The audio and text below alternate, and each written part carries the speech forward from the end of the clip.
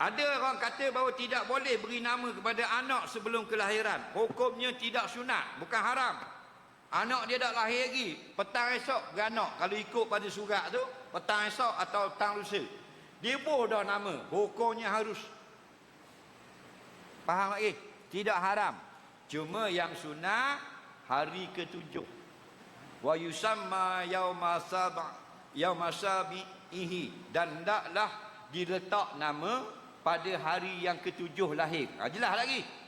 Nak buat hari pertama harus, nak buat hari ketiga harus.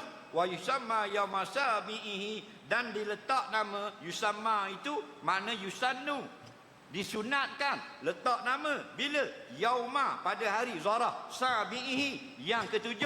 7 mana? Ke-7 wiladatihi, daripada beranak. Faham? Baca robot nama beranak hari ke-7. Nah,